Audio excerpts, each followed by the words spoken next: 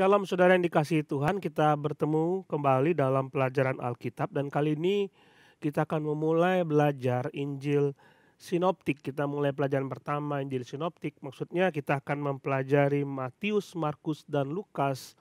Dan secara berurutan kita akan belajar kitab-kitab ini secara paralel.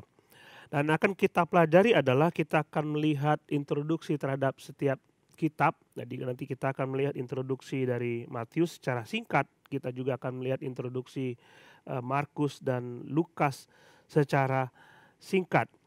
Dan nanti kita juga akan membahas keharmonisan dari 3 kitab Injil ini. Kemudian kita juga akan mengekspos setiap ayat-ayat yang ada di dalam secara paralel.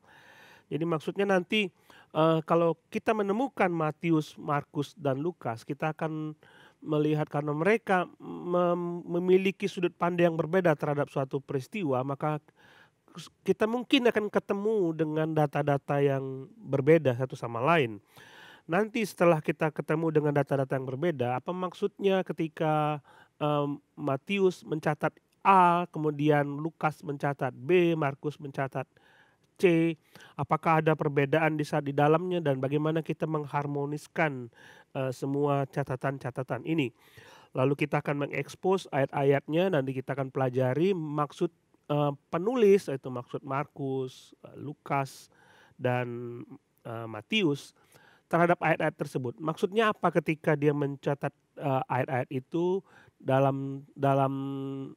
ketika dia mengatakan kepada orang-orang yang kepadanya dia menulis kitab-kitab ini. Nanti kita akan melihat pada diri kita sendiri pada masa gini apa yang harus kita lakukan, pelajaran apa yang harus bisa kita ambil dari catatan-catatan mereka. Nah, tadi saya mengatakan mengenai Injil Sinoptik, saudara. Apa maksud Injil Sinoptik? Kita tahu di dalam Alkitab ada 4 Injil dan Matius, Markus, dan Lukas disebut sebagai Injil Sinoptik. Nah, kenapa mereka disebut sebagai Injil Sinoptik? Karena mereka mencatat peristiwa tentang Yesus dari sudut pandang yang sama, dari kacamata yang sama. Nah, kalau kita melihat Matius, Markus, dan Lukas, mereka memulai catatan mereka dari awal mulanya Yesus melayani di dunia ini. Matius, Lukas mencatat tentang kelahirannya, kemudian pelayanannya, dan juga nanti sampai dia disalibkan lalu dia naik ke surga. Itu yang dicatat oleh 3 penulis Injil ini. Sementara kalau kita melihat Yohanes, dia tidak melihat dari sudut pandang itu. Yohanes memulai Injilnya dengan menyatakan siapakah Yesus itu sebenarnya, dan dia mencatat bahwa Yesus adalah Allah yang menciptakan dunia ini. Jadi Yohanes melihat dari sudut pandang yang berbeda, dia mencatat Yesus itu adalah Allah dengan menampilkan sifat-sifat ilahi yang ada di dalam diri Yesus melalui mujizat, melalui 7 perkataan itu. Yohanes ingin mengungkapkan tentang siapa Yesus sebenarnya. Nah, kita melihat Injil Sinoptik, kita akan melihat Matius. Injil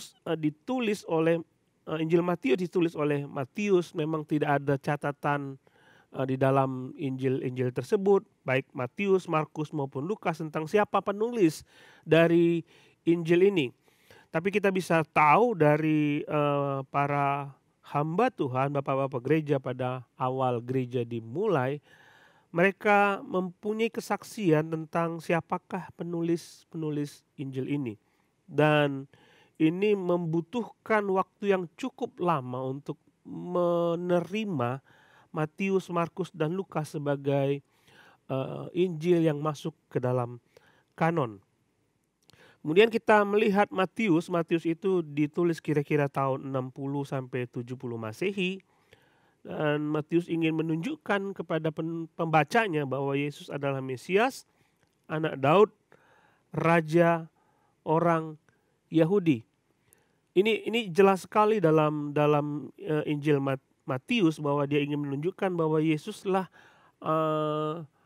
orang yang dijanjikan, raja yang dijanjikan melalui Daud. Jadi kalau dia tulis ini kepada orang Yahudi, maka orang Yahudi akan mengerti tentang anak Daud, raja orang Yahudi. Kemudian kita melihat Markus. Markus menulis Injilnya tahun 55 sampai 60. Dia mencatat dan membuat tema tentang Yesus, anak Allah, hamba yang menderita. Kemudian ini ditujukan kepada orang-orang Roma dan bangsa lain. Markus bukan termasuk lingkaran para murid Tuhan Yesus, tidak termasuk dalam rasul, tetapi dia menyelidiki segala sesuatu, dia mencatat apa yang dilakukan oleh Yesus, sama seperti Lukas yang menyelidiki segala sesuatu dan mencatatnya bagi kita. Lukas juga bukan orang yang berada dalam lingkungan dekat, yaitu bukan salah satu dari rasul itu. Dan dia mencatat tentang Yesus dan menunjukkan bahwa Yesus Kristus itu adalah anak manusia, juru selamat dunia. Dan dia menunjukkan suratnya ini kepada Theophilus, dan kita belum jelas tahu siapakah Theophilus itu, apakah itu berkenaan dengan seseorang yang meminta kepada Lukas untuk mencatat laporan tentang Yesus, atau ini sebuah kata sandi di mana Lukas ingin menunjukkan kepada orang-orang yang dikasihi oleh Tuhan.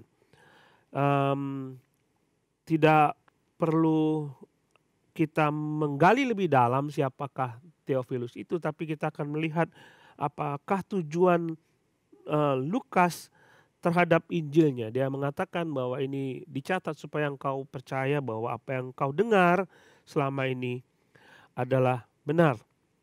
Jadi Matius, Markus, dan Lukas menulis tentang Yesus dan ajarannya dengan sudut pandang yang sama, cara pandang yang sama. Jadi mereka mencatat banyak peristiwa yang sama dari kehidupan Tuhan Yesus. Sebagian besar mencatat peristiwa ketika Yesus melayani di Galilea dan dalam urutan kronologis yang kurang lebih sama. Ya.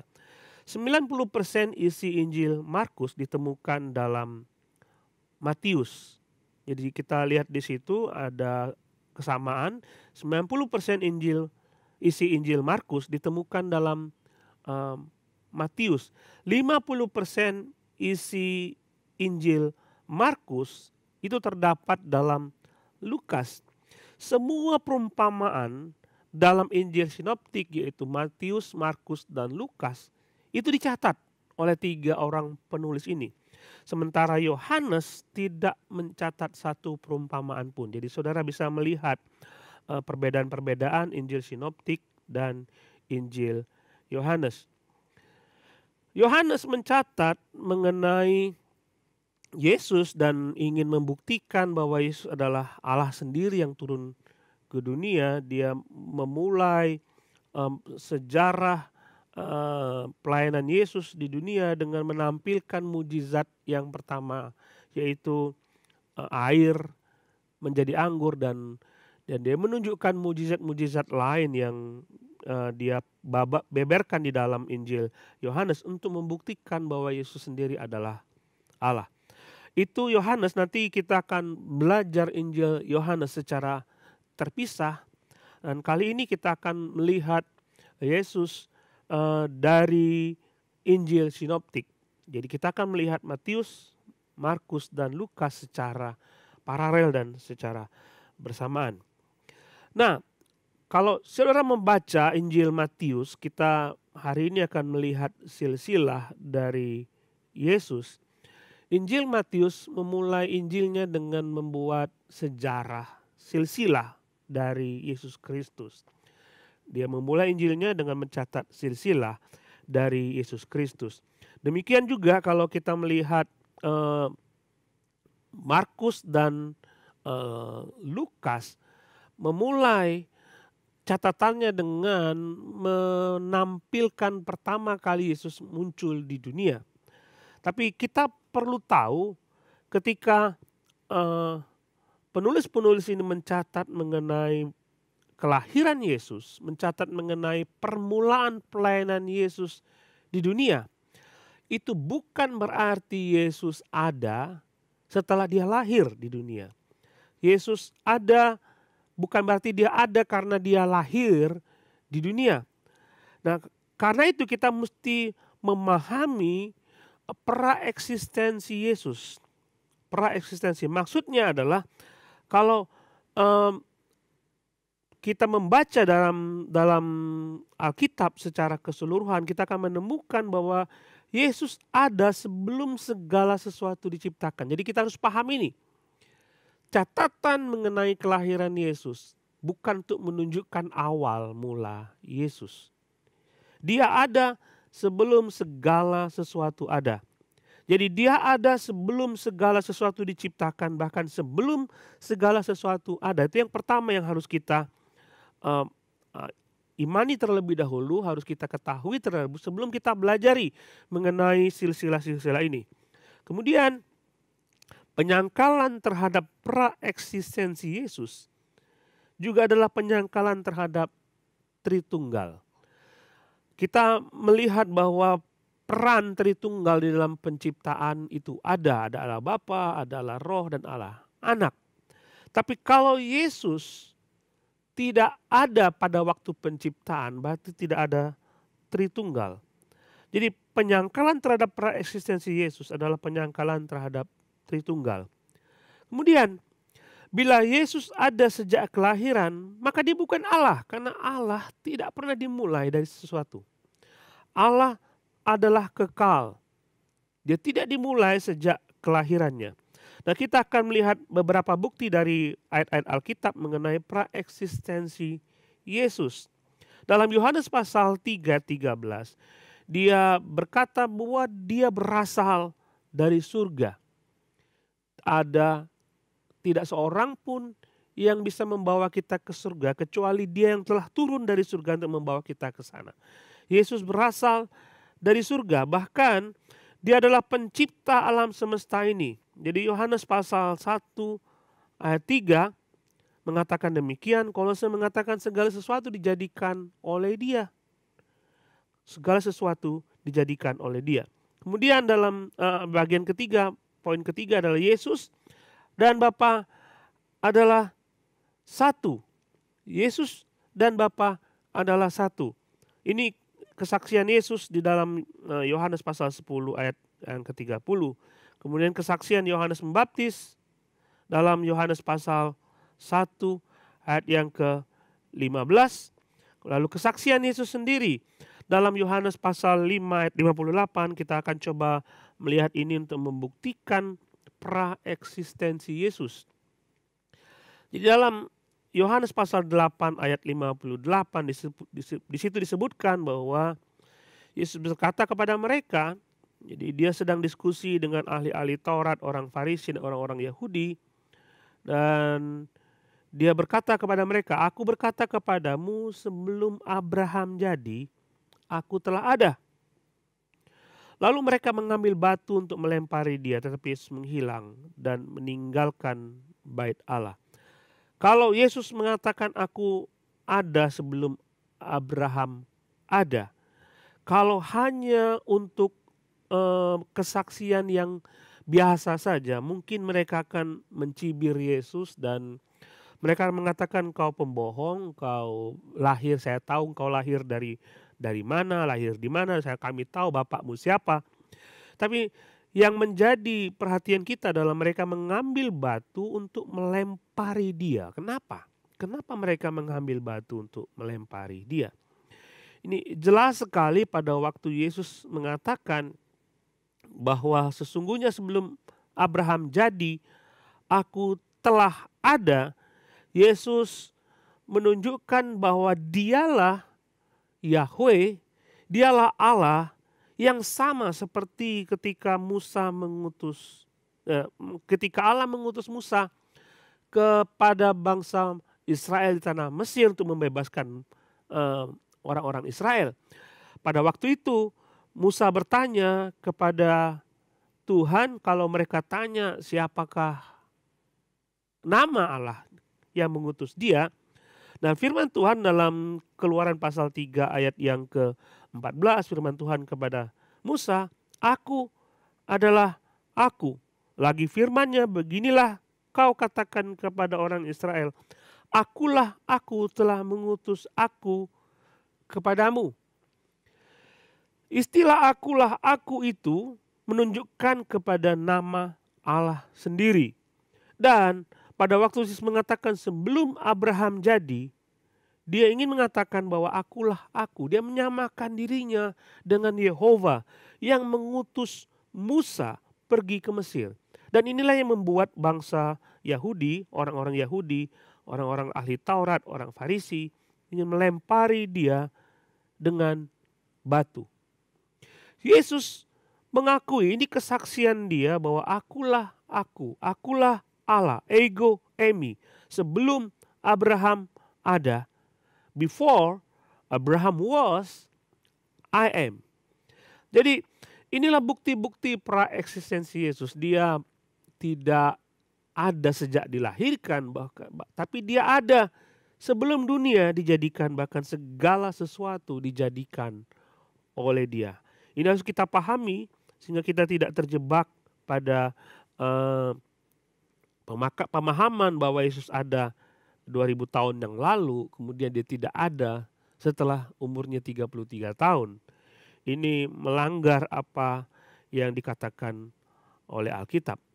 Nah, baik, kita coba akan melihat silsilah dari Yesus dalam Injil Matius. Matius mencatat dalam 17 ayat tentang silsilah Yesus dan dia memulai Injilnya dengan catatan-catatan ini. Dan silsilah Yesus pun kita bisa temukan dalam Injil Lukas. Lukas pun mencatat silsilah Yesus, cuma dia tidak mengawali dengan silsilah Yesus. Dia mulai catatannya tentang kelahiran Yohanes Pembaptis. Kemudian pasal 3 Lukas mencatat tentang silsilah Yesus. Nah, yang menarik saudara, kalau kita melihat silsilah yang ada di dalam Matius dan Lukas, kita akan mungkin sedikit bingung, bahkan kita bertanya-tanya, karena catatan Matius dan Lukas terlihat berbeda. Matius dan Lukas. Ini coba kalau kita melihat dalam Matius pasal 1 ayat yang kita lihat di situ ayat yang ke-15, Matius pasal 1 15. Eliud memperanakkan Eleazar, Eleazar memperanakkan Matan, Matan memperanakkan Yakub, Yakub memperanakkan Yusuf suami Maria. Jelas di situ Yakub adalah bapak dari Yusuf. Itu catatan dari Matius. Sementara kalau kita melihat Lukas pasal 3, kita coba lihat Lukas pasal yang ke-3. Lukas pasal yang ke-3.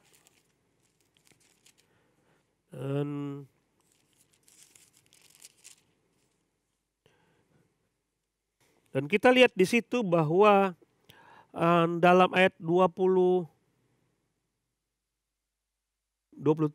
ketika Yesus memulai pekerjaannya, ia berumur kira-kira 30 tahun dan menurut anggapan orang ia adalah anak Yusuf, sama seperti Matius anak Yusuf. Kemudian anak Eli, berarti bapak dari Yusuf adalah Eli. Kemudian kakek dari Yusuf adalah Matat, anak Lewi.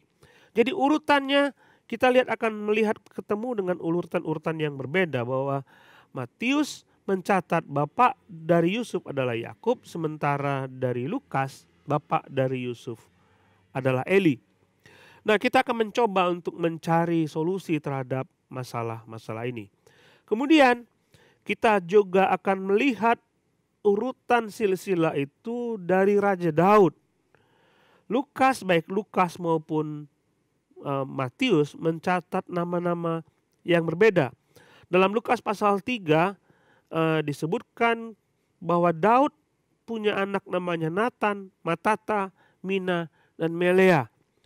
Tapi dalam Matius dicatat bahwa Daud punya anak namanya Salomo, Rehabeam, Abia, dan Asa. Terlihat sekali bahwa urutan nama-nama ini berbeda-beda. Nah, bagaimana kita menyikapi perbedaan ini? Apakah Alkitab memiliki kesalahan? Dan ada banyak anggapan tentang pendapat untuk memecahkan masalah ini. Dan kita harus tahu bahwa kedua penulis ini tidak bermaksud untuk menyajikan catatan-catatan yang detail mengenai bapak leluhur Daud. Mereka hanya ingin menunjukkan bahwa garis silsilah ini mengarah kepada Daud. Namun demikian kita harus pahami bahwa pasti ada alasan-alasan tertentu di mana Matius dan Markus dan Lukas mencatat dengan cara yang berbeda. Pendapat pertama, ada orang yang mengatakan bahwa Matius mencatat silsilah Yusuf. Jadi Matius mencatat silsilah Yesus dari garis keturunan Yusuf. Sedangkan Lukas mencatat dari silsilah Maria. Dan banyak orang menganggap dan banyak sekali menganggap bahwa ini adalah hal yang bisa diakui sebagai argumen bagi kita untuk membela Alkitab. Tapi sulit sekali untuk memahami ketika orang-orang Yahudi sebenarnya tidak pernah membahas silsilah mereka dari silsilah wanita. Jadi sulit sekali untuk memahami bahwa orang-orang Yahudi mencatat silsilah seseorang dari keturunan wanita. Namun demikian pendapat ini juga banyak diakui oleh banyak ahli teologi. Mereka memahami ini dan menganggap ini sebagai salah satu solusi. Kemudian ada solusi lain yang juga masuk akal, karena kalau kita melihat tradisi orang-orang Yahudi ketika saudara mereka meninggal, kemudian tidak memiliki keturunan, lalu saudaranya akan menggantikan dia untuk mengambil istrinya yang janda tersebut untuk menjadi istrinya dan memberikan untuk meneruskan garis keturunan orang tersebut. Coba kalau kita lihat Matius pasal 22 ayat 25, di situ disebutkan ada orang yang berkata kepada Yesus tentang suami dari orang ini ketika dia nanti ada di surga. Dan kita tidak akan melihat itu secara keseluruhan, tapi kita cuma melihat ada tradisi di situ. Disebutkan di situ, tetapi di antara kami ada 7 orang bersaudara. Ada 7 orang bersaudara. Yang pertama kawin tetapi kemudian mati. Dan karena ia tidak mempunyai keturunan, ia meninggalkan istrinya. Jadi karena dia tidak punya keturunan, si kakak menikah dengan istrinya. Lalu si kakak ini meninggal, tidak ada keturunan. Maka adiknya wajib untuk menggantikan dia dan mengambil kakak iparnya sebagai istrinya. Dari sini saudara kita akan melihat bahwa ada sebuah peran dari saudara tersebut untuk memberikan hak keturunan kepada kakaknya. Kalau dia punya anak, dia akan mengatakan anak ini adalah anak kakaknya, walaupun secara fisik itu adalah anak dia. Nah, orang menganggap bahwa Yakub ada bapak Yusuf. Kalau kita lihat dalam Injil Matius, Yakub adalah bapak Yusuf dan Yakub meninggal. Dan Eli sebagai saudaranya, sebagai adik dari Yakub, mengambil istri Yakub sebagai istrinya. Kemudian lahirlah Yusuf, suami Maria. Jadi secara legal, secara hukum, Yusuf adalah anak Yakub. Tetapi secara aktual Yusuf adalah anak Eli. Dan ini yang dilihat oleh Lukas. Jadi dia melihat Yusuf secara aktual adalah anak Eli. Dan ini yang dicatat oleh Lukas sebagai garis keturunan Yesus. Dia tidak melihat dari Yakub, tapi dia melihat dari Lukas. Dan sisi lain adalah Lukas menghindari nama Yekonya, Yoyakin atau Konya. Karena kutuk yang disebutkan dalam Yeremia bahwa Konya itu tidak akan menduduki tahta Israel. Dan Lukas mencatat ini, sekalipun Matius mencatat nama orang ini dengan mencatat nama Yekonya atau Yoyakin. Nah, kalau kita melihat Yeremia pasal 22 ayat 28, di situ disebutkan, adakah Konya ini suatu benda yang hina yang akan dipecahkan orang, atau suatu periuk yang tidak disukai orang? Mengapa ia dicampakkan, dilemparkan ke negeri yang tidak dikenalnya? Yekonya adalah raja Israel, raja Yahudi menjelang akhir kehancuran negeri itu, dibawa buang ke Babel. Kemudian ayat 29 Yeremia pasal 22 berkata, hai negeri, negeri, dengarlah firman Tuhan. Beginilah firman Tuhan, catatlah orang ini, yaitu Konya ini, sebagai orang yang tak punya anak, sebagai laki-laki yang tidak pernah berhasil dalam hidupnya. Sebab seorang pun dari keturunannya tidak akan berhasil duduk di atas tahta Daud dan memerintah kembali di Yehuda. Jadi ini anggapan kita belajar dari Yeremia pasal 22 ini bahwa bisa saja Lukas menghindari nama ini, lalu dia melihat Yesus dari keturunan Eli, walaupun akhirnya sampai kepada Daud. Jadi Mesias tetap berasal dari keturunan Daud, tapi bukan dari Salomo, namun dari Nathan. Matius mencatat silsilah kerajaan karena ingin menegaskan tahta Daud. Karena pembacanya adalah orang-orang Yahudi, dan orang Yahudi tahu persis setelah Daud akan ada Salomo. Setelah Salomo terus menerus sampai akhir pembuangan ke Babel itu semua silsilah raja. Jadi dia ingin menegaskan tahtanya.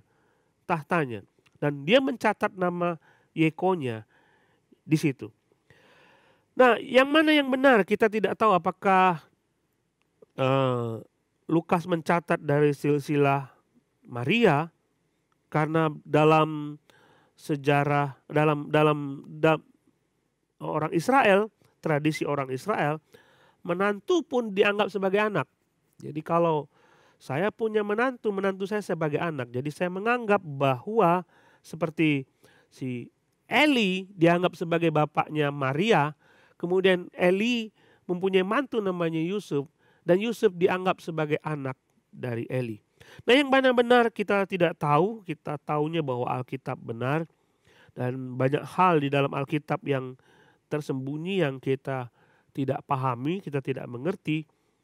Tapi kita tahu bahwa Yesus Kristus adalah anak Daud, anak Abraham. Ini yang hendak ditulis oleh dua orang penulis kitab ini. Lalu kita coba melihat Injil Matius, kita melihat di situ ada dalam ayat yang pertama disebutkan, inilah silsilah Yesus Kristus, anak Daud, anak Abraham. Lihat ayat pertama ini, saudara, menjadi judul dari kitab Matius ini. Dia mengatakan inilah silsilah Yesus Kristus, anak Daud, anak Abraham. Ini penegasan Matius terhadap siapakah Yesus itu. Dia berkata Yesus Kristus. Yesus itu adalah Kristus Yesus itu adalah anak Daud, Yesus itu adalah anak Abraham. Kenapa ini penting? Inilah yang ditulis oleh Matius, bahwa ini penting sekali, bahwa Yesus adalah Kristus, anak Daud, anak Abraham. Kita lihat di sini bahwa dia memberikan penegasan bahwa Yesus itu adalah Kristus. Yesus adalah Kristus. Nah, setiap raja-raja Israel adalah raja-raja yang diurapi oleh Tuhan untuk menjadi raja, memimpin bangsa Israel, memimpin bangsa Yahudi. Dan Yesus dianggap dinubuatkan sebagai seorang yang diurapi, yang dinantikan oleh orang-orang Yahudi sebagai orang yang diurapi untuk duduk di atas tahta Daud. Matius memberikan penekanan bahwa Yesus adalah Mesias, Kristus dalam bahasa Yunani, Mesias dalam bahasa Ibrani. Jadi dia mengatakan Yesus itulah sendiri Mesias. Yesus itu sendirilah Kristus yang diurapi, yang dinanti-nantikan. Kemudian dia mengatakan Yesus adalah anak Daud. Kenapa ini penting? Karena bagi orang Yahudi, Mesias atau Kristus atau juru selamat itu harus berasal dari tahta Daud. Dan ini menegaskan perjanjian antara Allah dan Daud. Jadi Allah berjanji, dengan Daud berjanji bahwa nanti tahtanya akan kokoh selama-lamanya. Tahtanya akan kokoh selama-lamanya. Kepada keturunannya akan diberikan tahta ini. Coba kita buka 2 Samuel pasal 7 ayat 12. Di situ disebutkan, jadi Daud punya keinginan untuk mendirikan sebuah bait Allah bagi Tuhan. Dan Allah tidak mengizinkan itu terjadi, dan tidak mengizinkan Daud untuk membuat rumah. Tapi dia katakan begini, apabila umurmu sudah genap dan engkau telah mendapat perhentian bersama-sama dengan nenek moyangmu, maka aku akan membangkitkan keturunanmu yang kemudian, anak kandungmu, aku akan mengokohkan kerajaan. Ini janji Tuhan kepada Daud, aku akan mengokohkan kerajaannya, anak kandungmu. Dialah yang akan mendirikan rumah bagiku. Dan saudara tahu bahwa Salomo lah yang mendirikan bait Allah itu bagi di Yerusalem. Dia mendirikan rumah itu di Yerusalem. Tetapi kalau kita lihat ayat ini selanjutnya, ayat 13, dan aku akan mengokohkan tahta kerajaannya untuk selama-lamanya. Ini tidak berlaku bagi Salomo. Karena kita tahu tahta Salomo tidak berlaku selama-lamanya. Tahta Salomo akan mangkat, dan dia pergi, dan dia meninggal, dan dia akan menyerahkan tahta itu kepada anaknya. Lihat pasal 7 ayat 16. Keluarga dan kerajaanmu akan kokoh selama-lamanya di hadapanku. Tahtamu akan kokoh selama-lamanya. Dan tidak berlaku bagi Salomo.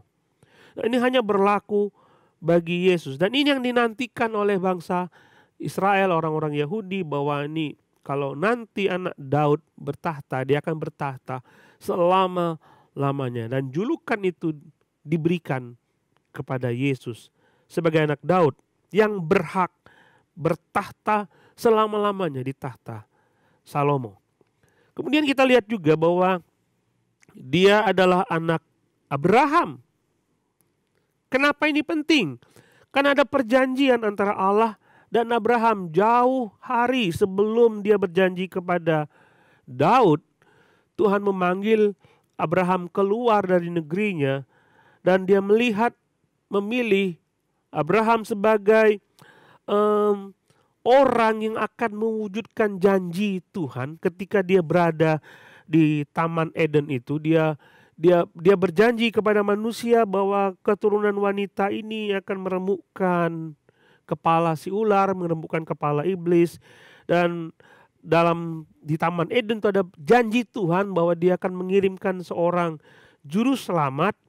Dan sejarah manusia terus berlanjut sampai akhirnya Allah memilih Abraham sebagai orang yang akan melaksanakan janjinya waktu dia berada di Taman Eden. Kemudian dipilih Abraham, lalu ada perjanjian antara Abraham dengan Daud, maksud saya antara Abraham dengan Allah, bahwa Abraham akan memiliki keturunan, melalui keturunannya seluruh bangsa akan menerima banyak berkat. Seluruh keturunan dunia, bangsa-bangsa di dunia akan menerima banyak berkat melalui keturunan Abraham. Dan kita lihat bahwa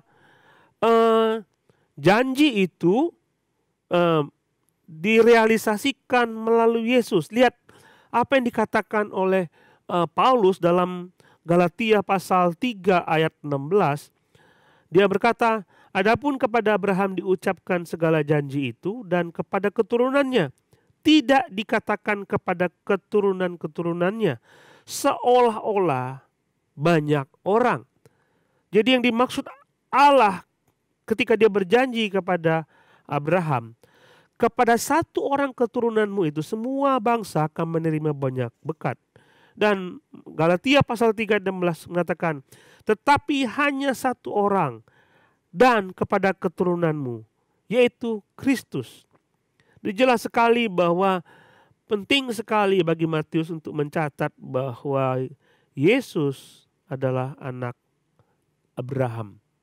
Janji Tuhan kepada manusia bahwa dia akan menyelamatkan dunia ini dari kekacauan dosa, dari dosa mereka, menarik mereka kembali untuk menerima berkat Tuhan. Dia realisasikan kepada manusia dengan janji kepada Abraham. Kemudian dia berjanji kepada Daud. Dia wujudkan itu melalui Yesus Kristus. Jadi ini penting sekali untuk kita pelajari dan kita lihat. Lalu kita melihat silsilah yang dicatat oleh Matius. Kita melihat di situ bahwa silsilah-silsilah ini, lalu kita mungkin bertanya apa sih pentingnya sebuah silsilah. Bagi orang-orang Yahudi, silsilah ada sesuatu yang sangat penting. Mereka mencatat mereka berasal dari suku mana, mereka mencatat mereka dari bani yang mana. Dari setiap suku ada bani-bani. Kemudian mereka juga akan mencatat bahwa mereka dari nenek moyang mereka itu siapa saja. Nah, ini penting sekali karena kalau kita melihat silsilah itu untuk menegaskan bahwa orang-orang yang tercatat dalam silsilah itu, dalam silsilah Yesus ini, ada Abraham, ada Yehuda, ada Zera, ada Tamar, ada Ram dan sebagainya. Itulah ada orang-orang yang pernah hidup dalam sejarah. Bukan orang-orang fiktif. Mereka adalah fakta dari sejarah bahwa mereka pernah hidup. Dan ini penting sekali untuk melihat bahwa ini benar-benar terjadi, bukan sesuatu karangan yang fiktif. Kemudian bagi orang Israel, silsilah itu penting sekali karena mereka akan menentukan siapa yang berperan di bait suci. Bagi orang-orang suku Lewi, mereka penting sekali mencatat, oh saya dari suku Lewi, bahkan saya akan melakukan pelayanan saya di bait suci. Bahkan dari keturunan Harun yang punya hak untuk menjadi imam. Itu penting sekali. Karena kalau tidak tercatat mereka dari suku mana, dari puak mana, dari keluarga mana, mereka tidak akan bisa menentukan siapa yang melayani di bait suci dan siapa yang tidak.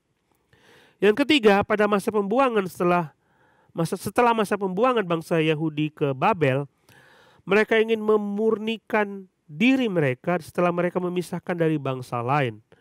Itulah sebabnya mereka pada waktu pembuangan berakhir, mereka ingin melihat siapakah di antara mereka yang telah kawin campur dengan orang-orang lain, dan itu membuat mereka memisahkan diri mereka dengan orang-orang di mana mereka kawin campur dengan orang-orang lain. Nah, ini jelas sekali pada waktu mereka kembali dari pembuangan Babel, Esra ingin mencatat engkau dari suku mana, apakah engkau punya hak untuk masuk ke negeri perjanjian ini.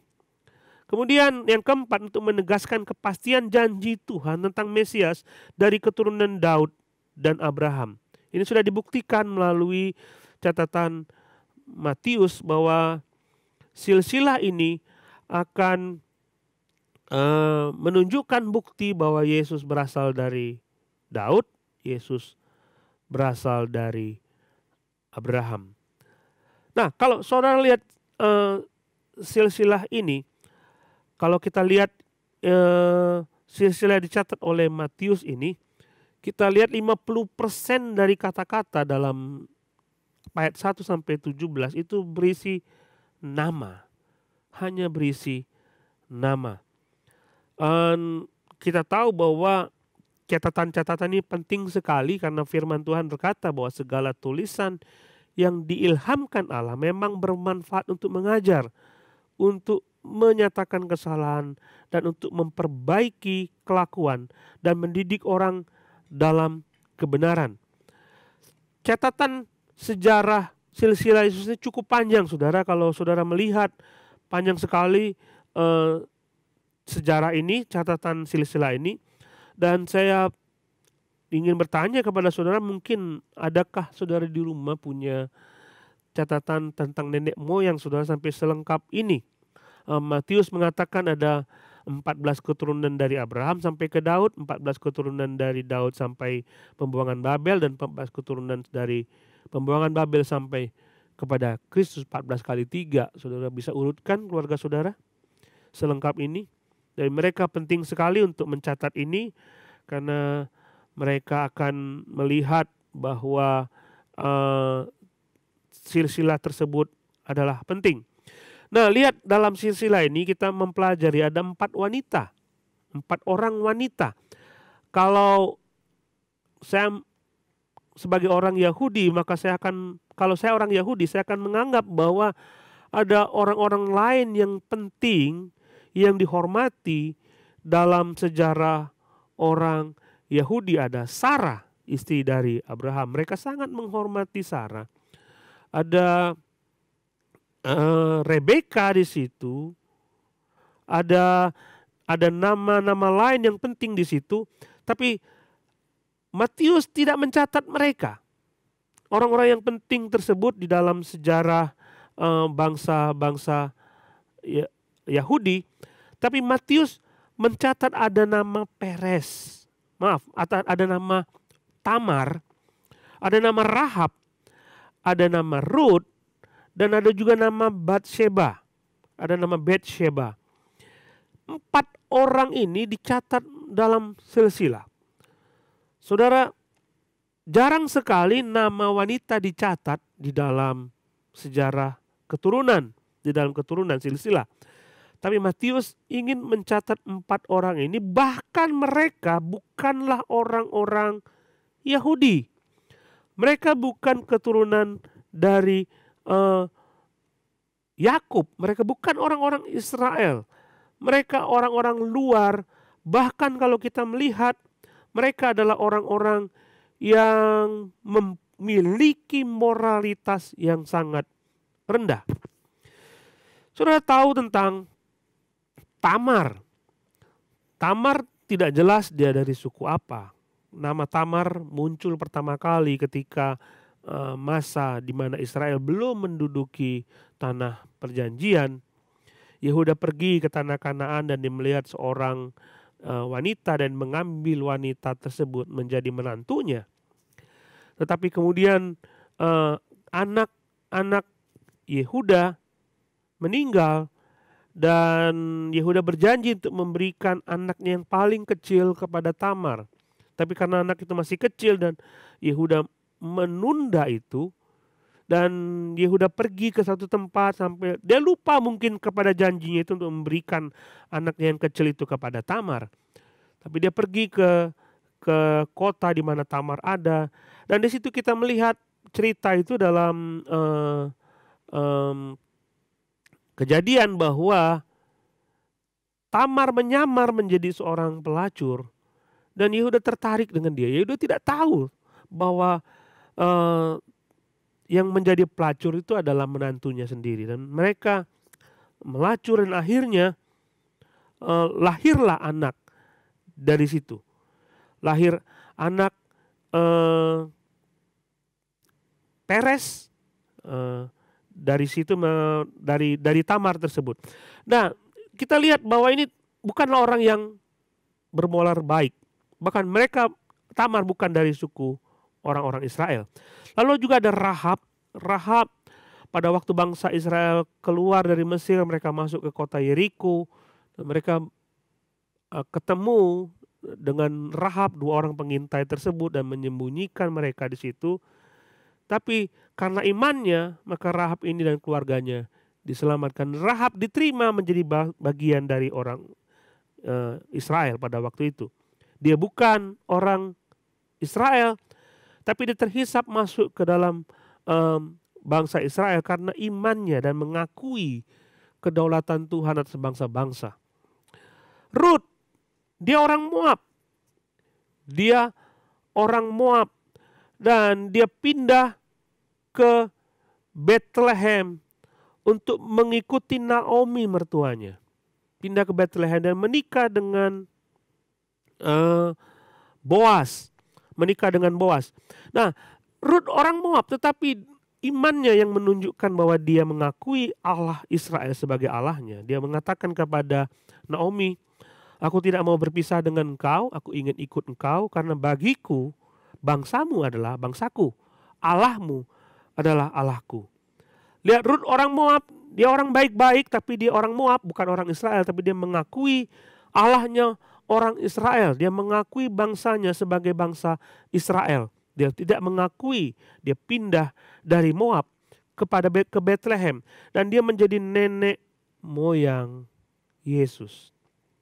Betsheba, sekalipun namanya tidak ditulis oleh Matius, tapi kita tahu Matius mencatat dia adalah istri Uria. Secara status perkawinan dia adalah orang Het. Jadi karena dia menikah dengan Uria orang Het itu, maka dia akan menjadi orang Het. Tapi setelah dia menjadi istri Daud, dia resmi menjadi bagian dari kerajaan. Betsheba juga bukan orang baik. Sama seperti Daud. Kalau kita mengakui Daud, dia raja, kita pikir dia orang baik-baik saja, tapi Daud juga penuh dengan dosa. Nah, saudara lihat di sini bahwa ada nama-nama orang-orang yang bukan berasal dari orang Israel, mereka dari suku-suku lain, bangsa lain, dan terhisap di dalam silsilah yang ditulis oleh Matius terhadap Yesus. Ini menunjukkan bahwa Yesus, keselamatan yang disediakan oleh Yesus itu meliputi seluruh dunia. Jadi keselamatan itu bukan hanya milik orang Yahudi saja. Yesus datang bukan hanya kepada orang Yahudi saja, tapi kepada semua orang tanpa kecuali, tanpa ada batas suku, tanpa ada batas ras yang luas penjangkauan Yesus. Yesus menyelamatkan semua suku bangsa untuk datang kepadanya. Sesuai dengan firman Tuhan yang mengatakan dalam Filipi pasal 2 ayat 10 bahwa setiap lutut akan bertelut, setiap lutut, setiap lidah dari seluruh bangsa akan mengakui Yesus Kristus adalah Tuhan. Jadi menarik sekali saudara. Jadi kalau apakah Yesus datang kepada orang-orang tertentu saja? No. Tidak peduli saudara berasal dari suku mana, tidak peduli saudara berasal dari bangsa mana, Yesus pun datang untuk saudara. Kemudian kita lihat ada nama-nama penting di situ, ada nama Yehuda. Menarik Yehuda saudara, Yehuda itu kalau kita melihat nama anak-anak Yakub, Israel, ada 12 suku lahir dari situ, dan kita melihat nampaknya Yusuf punya kans lebih besar karena dia orang yang baik sekali, dia orang yang menjadi tangan kanan Allah untuk menyelamatkan bangsa Israel pada waktu itu, menyelamatkan keluarganya. Tetapi Allah berkata waktu Yakub memberkati anak-anaknya. Dia mengatakan tongkat kerajaan tidak akan lepas dari Yehuda. Dan Allah punya hak untuk pilih Yehuda. Yehuda sekalipun dia disebutkan di situ, tapi dia bukanlah orang yang baik. Dia adalah orang berdosa. Sama seperti Daud disebutkan dalam silsilah, dia juga orang yang berdosa. Sekalipun dia dipilih oleh Tuhan untuk masuk ke dalam tahta kerajaan, bahkan dia dipilih oleh Tuhan untuk menjadi cikal bakal lahirnya Yesus. Dia berjanji kepada Daud. Daud istimewa sekali, tapi walaupun demikian, orang-orang ini adalah orang-orang berdosa. Mereka orang berdosa. Saya sebut siapa saja yang ada di situ. Ada Salomo yang punya hak, memiliki hikmat begitu luar biasa. Dia punya hikmat yang besar. Ada Hizkia yang bagus sekali. Tapi kalau kita melihat nama-nama ini, sekalipun mereka nama-nama besar, mereka adalah orang-orang berdosa. Tidak seorang pun dari orang-orang ini adalah orang-orang benar. Sama halnya dengan kita semua. Tidak ada yang benar dalam diri kita. Semua orang telah berdosa. Dan firman Tuhan mengatakan mereka telah kehilangan kemuliaan Tuhan. Tetapi jelas sekali pada waktu Yesus hadir di dunia, dia berkata demikian dalam Matius 9 ayat 13. Pergilah dan pelajari arti firman ini, yang ku kehendaki ialah belas kasihan dan bukan persembahan. Karena aku datang bukan untuk memanggil orang benar, melainkan orang berdosa. Enggak ada orang benar, saudara. Yesus datang untuk orang berdosa. Kita semua berdosa. Tidak peduli sebesar apapun dosa kita, dia mau menyambut kita. Saya merasa mungkin ada di antara saudara merasa jijik sekali dengan dosa dan mau datang kepada Tuhan, lalu saudara mengatakan bahwa tidak mungkin saya diampuni, tidak mungkin saya dibenarkan, tidak mungkin saya diterima oleh Tuhan. Yakinlah bahwa Yesus datang kepada saudara. Dan dia mau mengakui saudara sebagai anaknya kalau saudara datang kepada dia. Dia bereskan dosa saudara. Dia sucikan dosa saudara. Dalam Yesaya pasal 1 dia sebutkan, mari kita berperkara. Mari, coba kamu lihat dosamu seperti apa. Dan ketika manusia melihat dosanya itu merah seperti kirmizi, yang tidak mungkin menjadi putih. Merah, darah, kain yang warna merah itu tidak mungkin dibuat menjadi putih. Tetapi bagi Tuhan, mari akan kubuat putih. Tuhan bisa melakukan itu. Tuhan bisa mengubah hidup kita kalau kita datang kepada Dia. Sebesar apapun dosa saudara, Yesus berkata, aku akan menerima engkau sebagai anakku. Aku akan mengampuni engkau. Dia berkuasa untuk mengampuni dosa. Yang perlu saudara lakukan adalah saudara harus datang kepada Dia dan menerima Dia sebagai Tuhan dan Juru Selamat saudara. Kemudian kita melihat juga ada ayat 17, di situ disebutkan, jadi seluruhnya ada 14 keturunan dari Abraham sampai Daud, 14 keturunan dari Daud sampai pembuangan ke Babel, dan 14 keturunan dari pembuangan ke Babel sampai kepada Kristus. Ini bukan sebuah kebetulan. Jadi maksudnya begini. Matius mencatat 14 keturunan dari Abraham sampai ke Daud, dia catat itu semua. Dari Daud sampai ke pembuangan ke Babel, dari pembuangan Babel sampai kepada kedatangan Kristus. Dia tidak serta-merta mencatat secara detail semua nama-nama itu.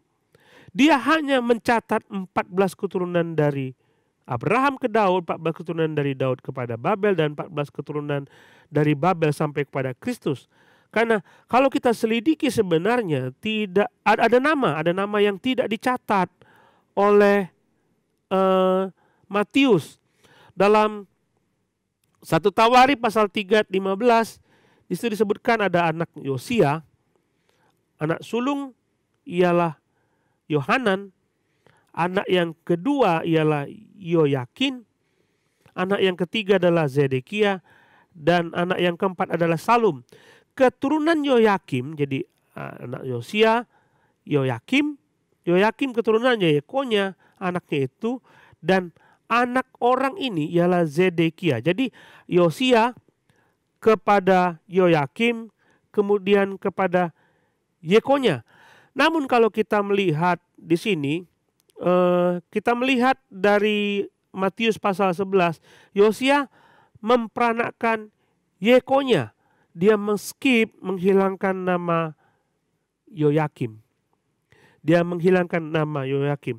Nah, istilah anak tidak selalu serta-merta berarti anak kandung, karena kalau kita melihat Yesus adalah anak Daud, bukan berarti Yesus anak langsung keturunan dari Daud, tapi Yesus adalah keturunan Daud. Nah, kita tidak tahu kenapa Matius men-skip nama Yoyakim, tapi dia mengatakan Yosia punya anak yang dinamakan Yekonya. Dia skip nama itu. Dan ini dalam penulisan orang-orang literatur Yahudi ini sah-sah saja, karena Yekonya juga adalah anak Yosia, walaupun disebut sebagai cucu sebenarnya. Jadi maksud dari penulisan nama-nama ini bukan berarti bahwa Matius harus mencatat secara detail keturunan silsilah dari nenek moyang Yesus. Tapi dia ingin menegaskan bahwa kalau melihat dari urutan-urutan peristiwa ini, mereka sudah tahu semua nama-nama ini, dan mereka melihat ini dengan jelas sekali membuktikan bahwa Yesus adalah keturunan Abraham, Yesus adalah keturunan Daud. Dia tidak mencoba untuk membuktikan secara detail tentang nama-nama itu, tapi dia ingin membuktikan bahwa Yesus adalah keturunan Daud. Dan ini bagi orang Yahudi ini sudah cukup jelas. Silsilah ini membuktikan bahwa Yesus adalah keturunan Daud. Jadi tidak detail. 14 bukan berarti 14 secara bukan berarti pasti 14, karena memang pasti ada yang di skip oleh Matius. Nah, jadi kita buat kesimpulan dari pelajaran kita kali ini.